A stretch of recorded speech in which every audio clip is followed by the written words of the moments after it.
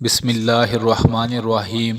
میرے بھائی اور بہنوں، کون ہے دکھی دلوں کے دکھوں کو دور کرنے والا؟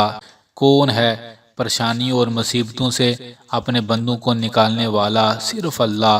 کون ہے بیماروں کو شفا دینے والا، تنگ دستوں کی تنگ دستی دور کرنے والا؟ صرف اللہ ہی اللہ۔ تو میرے بھائی اور بہنوں، اللہ کو پکارنے اور دعا کرنے کا ایک بڑا خاص طریقہ ہے۔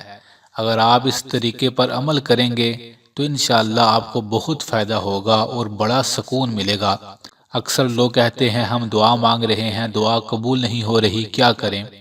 اور یہ بات بھی آپ یاد رکھیں، ہم سب انہی لوگوں میں ہیں کہ ہم دعا مانگتے وقت دعا بڑی تیزی سے مانگتے ہیں۔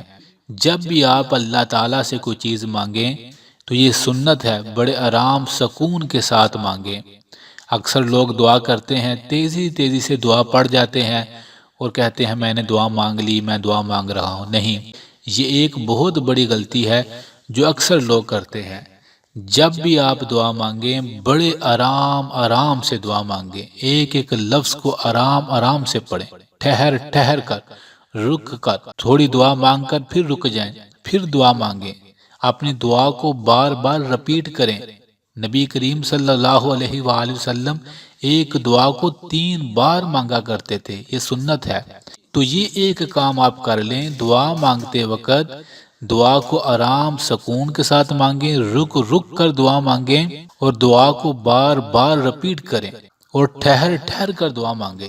اس طریقے سے آپ دعا مانگ کر دیکھ لیں، سب سے پہلے تو آپ کے دل کو سکون ملے گا اور دوسرا کام یہ ہوگا آپ کی دعا بڑی جلد اللہ کی بارگاہ میں قبول ہو جائے گی۔ تو اس بات کو ہمیشہ یاد رکھیے گا، اللہ سے جب کوئی چیز مانگنی ہے، رب کی بارگاہ میں جب ہم رب کو پکارتے ہیں تو پھر آرام سکون سے پکاریں، تیزی سے دعا آج کے بعد نہ مانگیں۔ انشاءاللہ آپ دیکھیں گے کہ آپ کے تمام مسائل اس طریقے سے دعا مانگے ہوئے حل ہو جائیں گے۔ اس بات پر ضرور عمل کیجیے گا اور دوسرے لوگوں کو بھی بتائیے گا۔ آخر میں کائنات کے رب سے دعا ہے ان تمام بھائیوں اور بہنوں کے لیے جو کمنٹس میں دعا کا کہتے ہیں، جو نہیں بھی کہتے، اے میرے پاک رحیم کریم سونے رب، ہر انسان کے ہر غم اور پریشانی کو تو جانتا بھی ہے اور ہر انسان کے ہر غم اور پریشانی کو دور فرما دے، آمین۔